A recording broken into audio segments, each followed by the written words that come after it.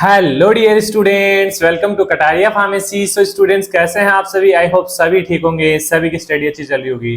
तो बच्चों, हमारी चल रही थी B pharma exam booster series. तो एग्जाम बूस्टर सीरीज का हमारा बी फार्मा 6 सेमेस्टर स्टार्ट हो चुका था। इसका हमारा आज का सेकंड सब्जेक्ट होने वाला है। आज हम स्टडी करने वाले हैं फार्माकोलॉजी थर्ड के इंपॉर्टेंट क्वेश्चंस के बारे में। तो हमारे ये questions previous year based question है, एकेटीयू आरयूएचएस यूनिवर्सिटी के पेपर से लेके आए हैं आपके लिए, और इंपॉर्टेंट क्वेश्चंस भी आपके लिए मेंशन है और एक्सप्लेनेशन भी हम देखते हैं। तो अगर आप चैनल पे न्यू हैं तो चैनल को सब्सक्राइब जरूर करें और बेल आइकन को प्रेस कर दें, जिससे हमारी आने वाली न्यू वीडियो का नोटिफिकेशन आपको सबसे पहले मिल सके। चलिए बेटा, स्टार्ट करते हैं, ज्यादा टाइम नहीं लेंगे आपका। सभी क्वेश्चंस इंपॉर्टेंट हैं, सभी क्वेश्चंस आपको करने हैं और स्पेशल गाइडेंस भी आपको मिलेगी कि क्या क्या आपको स्पेशली याद करना है। तो बात करते हैं सबसे पहले यूनिट फर्स्ट से शॉर्ट क्वेश्चन क्या बन सकता है। तो देखिए, जो भी टॉपिक नेम आपको दे रखा है ना, जैसे एक्सपेक्टोरेंट है, कार्मिनेटिव है, लैक्सेटिव्स है, उन सभी की डेफिनेशन आपको आनी चाहिए बेटा। ये बहुत इंपॉर्टेंट है। आपके 20 मार्क्स कवर हो जाएंगे इस चीज से। तो आप सभी की डेफिनेशन आपको याद करनी है, जैसे एंटी ट्यूबरकुलर ड्रग है, एंटी अल्सर ड्रग है, एंटी लेप्रोटिक ड्रग है, एंटी प्रोटोजोअल ड्रग है। ये सब कुछ आपको इनकी डेफिनेशन, मेन है डेफिनेशन, उसके बाद है क्लासिफिकेशन। ये दो चीज अगर आपने याद कर ली ना, तो इस चीज से आपके दो सब्जेक्ट कवर होने वाले हैं, एक तो मेडिसिनल केमिस्ट्री और एक फार्माकोलॉजी। तो एक चीज से दो सब्जेक्ट कवर हो रहे हैं, तो आप कर सकते हैं ना इजीली स्टडी। चलिए बात करते हैं। सबसे पहले डेफिनेशन पूछी जा सकती है, एक्सपेक्टोरेंट्स क्या होते हैं। इजीली डिफाइन कर देंगे आप, ड्रग दैट हेल्प एक्सपेल या induce mucus from the respiratory tract by increasing secretion और रिड्यूसिंग विस्कोसिटी। सिक्रेशन को इंक्रीज करते हैं और विस्कोसिटी को रिड्यूस करते हैं। जैसे एग्जांपल्स भी यहाँ पे ड्रग के गुआइफेनासिन और ब्रोमोहेक्सिन, ये बेसिकली यूज होते हैं। ये सिरप में देख सकते हैं आप, काफी सिरप्स आती हैं। Carminatives, define carminatives. कार्मिनेटिव्स की डेफिनेशन पूछ सकते हैं, क्या होती है? Drug that relieve flatulence and abdominal discomfort. मतलब जो एब्डोमिनल डिस्कम्फर्ट होता है, बेसिकली कार्मिनेटिव किसको बोलते हैं? जो रिलैक्स करवाता है, गैस्ट्रोइंटेस्टाइनल जो ट्रैक होता है उसको रिलैक्स करता है। तो बेसिकली एग्जांपल देखिए, जैसे पिपरमेंट ऑयल है, सिमेथिकोन्स है, बेसिकली इसको मतलब गैस की अगर प्रॉब्लम होती है ना, जैसे पेट के अंदर अगर ब्लोटिंग हो रही है, तो उस चीज को लिए बेसिकली कार्मिनेटिव्स का यूज किया जाता है। तो इसकी डेफिनेशन आप अपने अकॉर्डिंग भी लिख सकते हैं, कोई जरूरी नहीं है कि हमने मेंशन की है वही डेफिनेशन आपको लिखनी है। इजी डेफिनेशन अगर आपको आती है तो वो भी लिख सकते हैं। और बच्चों एक बात हो, अगर आपको नोट्स चाहिए ना, हमारे हैंड रिटन नोट्स आपको मिलेंगे, उसके लिए आपको वीडियो के डिस्क्रिप्शन में टेलीग्राम ग्रुप का लिंक मिलेगा, वहां जाइए आप और पिन मैसेज चेक कीजिए। पिन मैसेज में भी फार्मा 6 सेमेस्टर के कंप्लीट नोट्स आपको मिल जाएंगे, उनको डाउनलोड कर लीजिए, फ्री ऑफ कॉस्ट है वो। तो उससे काफी मदद आपको मिलने वाली है। यहाँ पे हमारे इंपॉर्टेंट क्वेश्चंस आपके कवर होंगे और उनका थोड़ा बहुत रिवीजन आपका हो जाएगा, बाकी नोट्स से आपका कंप्लीट डिटेल में स्टडी हो जाएगी। चलिए, थर्ड क्वेश्चन बन सकता है इटियोलॉजी ऑफ अस्थमा। अस्थमा क्या होता है, थोड़ा बहुत ओवरव्यू देना है आपको इटियोलॉजी के अंदर। जैसे कोज इंक्लूड एलर्जन, जेनेटिक फैक्टर हो सकता है, इन्फेक्शन हो सकता है, एयर पोल्यूशन की वजह से हो सकता है, respiratory infection leading to airway inflammation इसके अंदर बेसिकली होता है। क्या होता है? रेस्पिरेटरी इन्फेक्शन होता है और एयरवे इन्फ्लामेशन बेसिकली अस्थमा के अंदर होता है। तो इटियोलॉजी पूछी जा सकती है, बाकी इतना ही पूछा जाएगा आई थिंक। फिर सेकंड क्वेश्चन है, एमेटिक्स क्या होते हैं? ऐसे सब्सटेंस जो वोमिटिंग को इंड्यूस कराते हैं, तो ऐसे सब्सटेंस को बोलते हैं एमेटिक्स। बेसिकली अगर अपोजिट काम हो कि वोमिटिंग को स्टॉप करने वाले एजेंट्स, एंटी एमेटिक, उसकी भी डेफिनेशन आपको पूछी जा सकती है। एमेटिक्स की डेफिनेशन आनी चाहिए, ड्रग दैट इंड्यूस वोमिटिंग, जैसे आईपैक सिरप है, एपोमोर्फिन है, ये बेसिकली एमेटिक्स के रूप में यूज होते हैं। नेजल डिकंजेस्टेंट, नेजल डिकंजेस्टेंट की डेफिनेशन भी आपसे पूछी जा सकती है, इंपॉर्टेंट है। Drug that relieve nasal congestion by vasoconstriction, जो वेसल्स होती है नजल की, उसको कॉन्स्ट्रिक्ट करने का काम करती हैं, जैसे ऑक्सीमेटाजोलिन, फिनाइलेफ्रिन, ये कुछ ड्रग्स हैं जो नजल डिकंजेस्टेंट के रूप में काम करती है। चलिए लॉन्ग क्वेश्चंस देखते हैं यूनिट फर्स्ट से। तो सबसे पहला क्वेश्चन बन सकता है एंटी अस्थमेटिक जो ड्रग्स होती हैं उनके ऊपर क्लासिफिकेशन लिखना है आपको, मैकेनिज्म लिखना है कि कैसे वो एक्ट करती हैं, और एग्जांपल्स आपको लिखने हैं बेटा। तो 10 मार्क्स में आपको इसको स्टडी करना है। तो देखिए, क्लासीफाई इनटू, जैसे ब्रोंकोडायलेटर्स होते हैं, जो बीटा एगोनिस्ट है, बीटा 2 एगोनिस्ट है, एंटीकोलिनर्जिक्स होते हैं, मिथाइल जेंथिस होते हैं, कोर्टिकोस्टेरॉइड्स होते हैं, ल्यूकोट्राइन इनहिबिटर्स होते हैं, मास्ट सेल स्टेबलाइजर्स होते हैं। क्लासिफिकेशन आपको अच्छे से लिखना है। बाकी जैसे ब्रोंकोडायलेटर कैसे एक ड्रग का आपको मैकेनिज्म लिखना है कि कैसे वो एक्ट करती है, लाइक जैसे salbutamol relax airway muscles and improve breathing, वो आपको क्वेश्चंस में सब कुछ दिया हुआ होगा। बाकी है सीओपीडी ड्रग, जो क्रोनिक ऑब्स्ट्रक्टिव पल्मोनरी डिजीज है, उसके अंदर कौन कौन सी ड्रग्स यूज होती हैं, उसका क्लासिफिकेशन आपको लिखना है डिटेल में। ये 5 मार्क्स का क्वेश्चन हो सकता है। इंक्लूड ब्रोंकोडायलेटर है, कोर्टिकोस्टेरॉइड्स है, फॉस्फोडाइएस्ट्रेज है, इनहिबिटर और म्यूकोलाइटिक्स है, ये सब कुछ सीओपीडी के अंदर बेसिकली यूज होती हैं। एग्जाम्पल देखिए, टियोट्रोपियम जो एंटीकोलिनर्जिक ड्रग है, वो भी सीओपीडी में यूज होती है, ब्लॉक करती है मस्कुलिनिक रिसेप्टर्स को और रिड्यूस करती है ब्रोंकोकंस्ट्रिक्शन को। चलिए नेक्स्ट क्वेश्चन बन सकता है इससे एंटीमेटिक्स। देखिए आ गया ना, एंटीमेटिक्स पे भी क्वेश्चन बन सकता है, क्लासिफिकेशन ऑफ एंटीमेटिक्स, और कोई एक ड्रग दे देगा आपको, उसका डिटेल में आपको लिखना है, मैकेनिज्म ऑफ एक्शन आपको लिखना है, फार्माकोलॉजिकल एक्शन आपको लिखना है। तो ऐसे क्वेश्चंस बनेंगे, ज्यादा हार्ड नहीं है, फार्माकोलॉजी हार्ड नहीं है। अगर मेडिसिनल केमिस्ट्री में स्टडी करना चाहें तो उधर भी हो जाएगी, और इमेटिक्स में थोड़ा बहुत डिफरेंस है। मेडिसिनल केमिस्ट्री में थोड़ा एचएआर है, स्ट्रक्चर है और सिंथेसिस आपको पूछा गया है, बाकी क्लासिफिकेशन वगैरह सेम है, एग्जांपल्स वगैरह सेम है, डेफिनेशन वगैरह सेम है, सब कुछ सेम है बेटा। तो एंटीमेटिक्स क्या होते हैं basically, classify as dopamine antagonist होते हैं, जैसे सेरोटोनिन एंटागोनिस्ट होते हैं, एंटीहिस्टामिन्स होते हैं, एंटीकोलिनर्जिक्स होते हैं, डोमपेरिडोन जैसे ड्रग है हमारी डोमपेरिडोन, ये बेसिकली एंटीमेटिक ड्रग्स होती है जो यूज होती है, ब्लॉक करती है डोपामिन रिसेप्टर इन सीटीजेड। सीटीजेड क्या है, कीमो रिसेप्टर ट्रिगर जोन है, कीमो रिसेप्टर ट्रिगर जोन है जो प्रिवेंट करता है नोजिया एंड वोमिटिंग को। आगे है एंटी अल्सर ड्रग के बारे में भी आपको पूछा जा सकता है 5 मार्क्स या 10 मार्क्स में, जैसे और इसके अंदर प्रोटोन पंप इनहिबिटर के बारे में भी थोड़ा बहुत स्टडी कर लेना। तो include proton pump inhibitor, H2 blocker, antacid और प्रोस्टाग्लैंडिन बेसिकली यूज होते हैं। और प्रोटोन पंप इनहिबिटर क्या होते हैं, जैसे ओमेप्राजोल इनहिबिट करता है हाइड्रोजन पोटेशियम एटीपेज पंप को और रिड्यूस करता है गैस्ट्रिक एसिड सिक्रेशन को। तो एंटी अल्सर ड्रग को डिटेल में स्टडी कर लेना है। तो ये इंपॉर्टेंट हो गया हमारे यूनिट फर्स्ट से। चलिए यूनिट सेकंड में देखते हैं शॉर्ट क्वेश्चन क्या बन सकते हैं। देखिए ड्रग है एक कोट्रिमोक्साजोल, इसका मैकेनिज्म ऑफ एक्शन मतलब फार्माकोलॉजिकल एक्शन आपको लिखना है 1-2 मार्क्स के लिए। तो ये इनहिबिट करता है बैक्टीरियल फोलिक एसिड सिंथेसिस को, ये हमने मेडिसिनल केमिस्ट्री के अंदर भी देखा है, by blocking dihydro pteroate synthase and dihydrofolate reductase, इनको इनहिबिट करके ब्लॉक करके ये फोलिक एसिड सिंथेसिस को इनहिबिट करता है। बाकी पेनिसिलिन का एमओए, पेनिसिलिन कैसे काम करती है, बैक्टीरियल सेल वॉल सिंथेसिस को ब्लॉक करती है बाय ट्रांसपेप्टाइडेज एंजाइम। सभी जानते हैं, अगर आपने मेडिसिनल केमिस्ट्री का हमारा लेक्चर देखा होगा तो वो लगभग चीजें सेम हैं। सल्फोनामाइड का क्या साइड इफेक्ट हो सकता है, जैसे एलर्जिक रिएक्शंस हो सकती हैं, क्रिस्टलोयूरिया हो सकता है, हिमोलाइटिक एनीमिया हो सकता है, फोटोसेंसिटिव हो सकती है। तो ये इंपॉर्टेंट क्वेश्चन है, सभी पूछे गए हैं प्रीवियस ईयर में। सिफेलोस्पोरिन के यूज बताइए, जो सिफेलोस्पोरिन एंटीबायोटिक है उसका यूज क्या है, जैसे रेस्पिरेटरी यूरिनरी स्किन इन्फेक्शंस के अंदर इसका यूज होता है, मैग्नाइटिस के अंदर बेसिकली मेनिंजाइटिस के अंदर बेसिकली यूज होता है।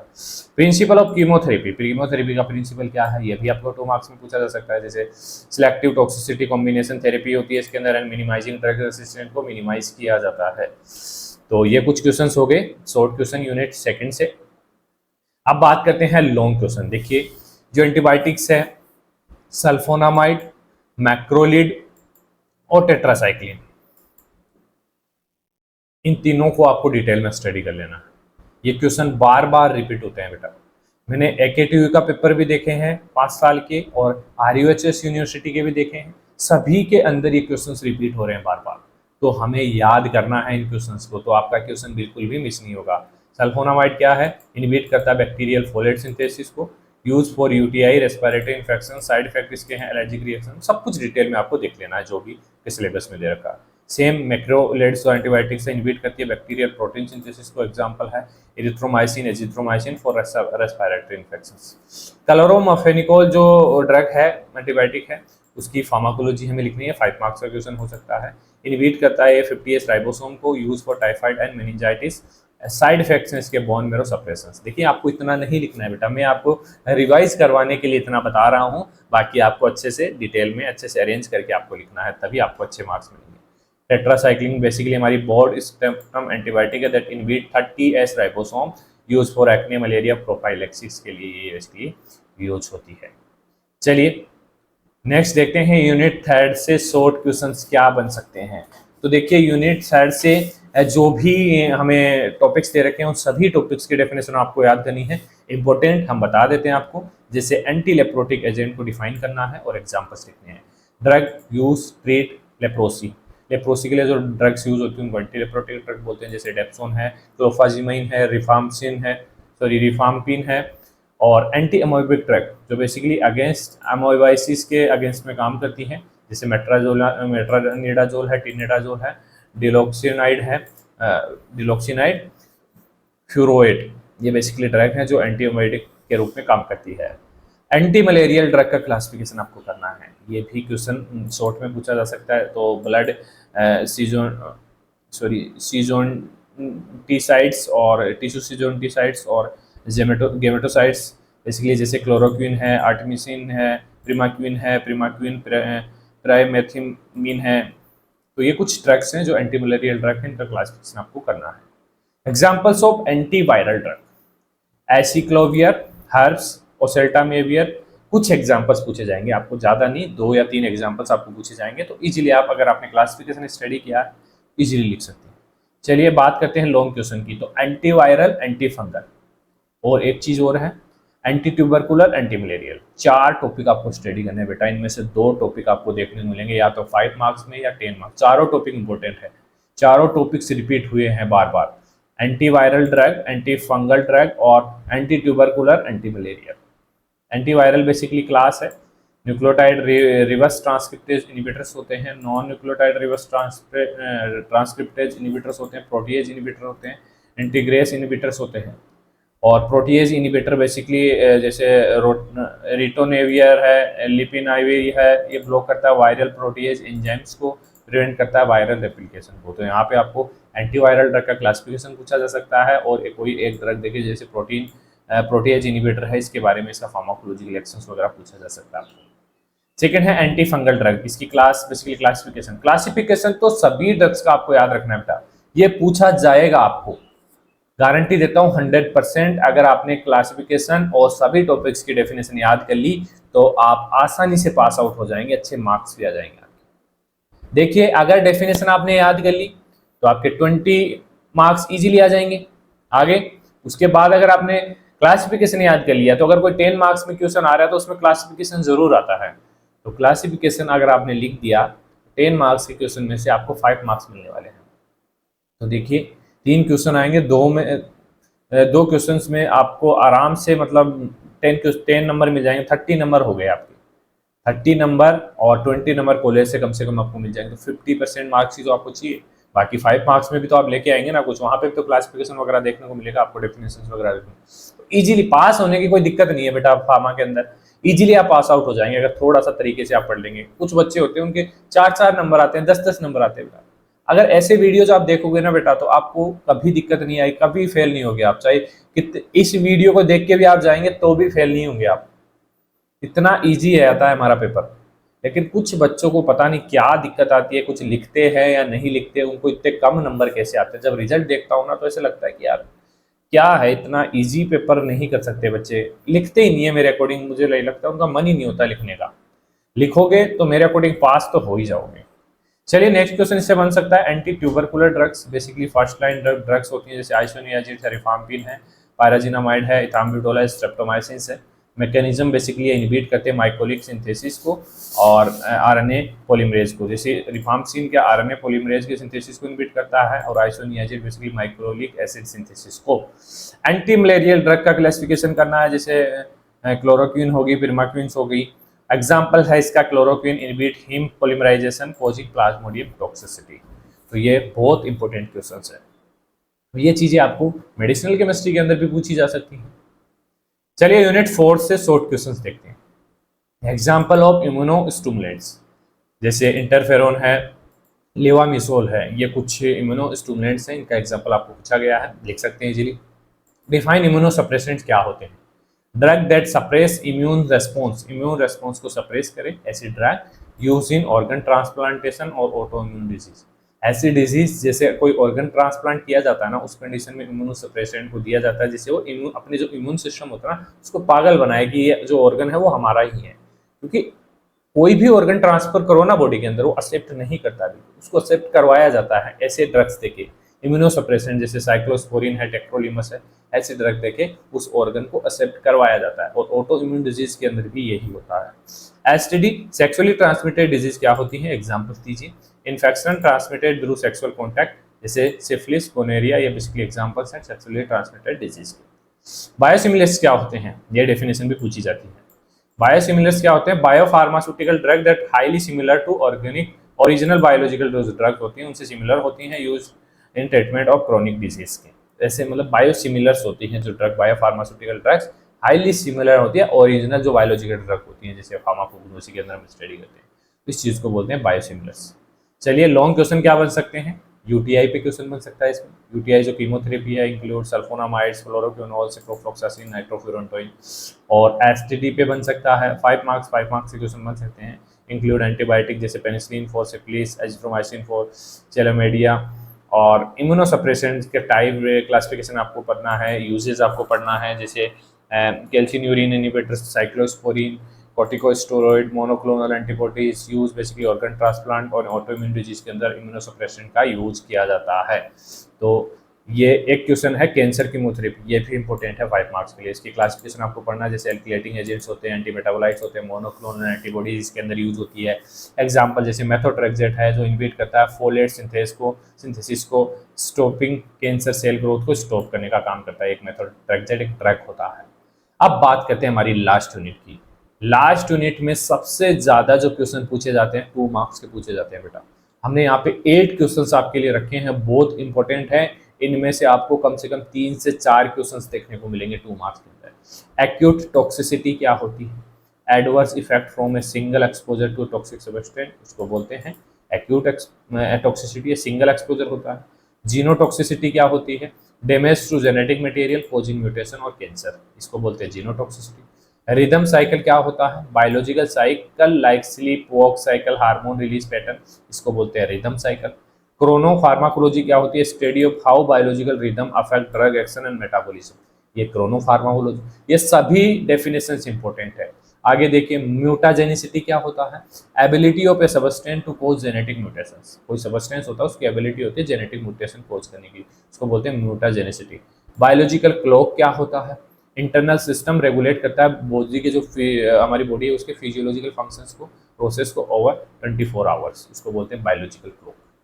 टेरेटोजेनिसिटी क्या होता है, एबिलिटी ऑफ सबस्टेंस टू कोज कंजेंटियल जो मेल फॉर्मेशंस होती हैं फिटस, उसको कोज करते हैं, उसको बोलते हैं टेरेटोजेनिसिटी। यूनिवर्सल एंटीडोट क्या होता है, जो सभी लगभग जो पॉइजनिंग होती है उसके अंदर यूज होता है, जैसे एक्टिवेटेड चारकोल है, use for neutralize ingested poisons को, ये एब्जॉर्ब कर लेता है कोई सा भी पॉइजन हो उसको, इसको यूनिवर्सल एंटीडोट बोलते हैं। बाकी एक चीज और याद रखना बेटा, जो भी एंटीडोट्स दे रखे हैं ना, जैसे साइनाइड के लिए कौन सा एंटीडोट यूज होता है, और भी काफी एंटीडोट्स हमारी इस यूनिट के अंदर दे रखे हैं, सभी एंटीडोट्स को आपको याद कर लेना।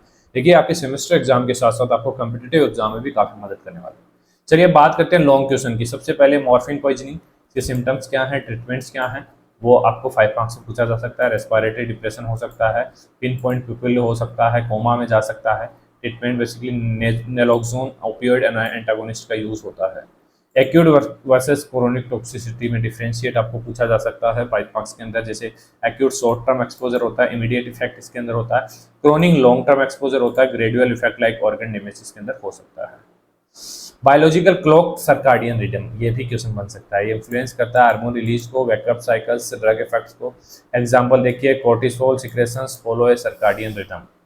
जनरल प्रिंसिपल ऑफ कीमोथेरेपी, कुछ प्रिंसिपल है जैसे selective toxicity, combinational therapy, minimize side effect, ये प्रिंसिपल्स होते हैं कीमोथेरेपी का। Target pathogens without harming host, combination therapy prevent resistant, minimizing side effect through dose optimisation.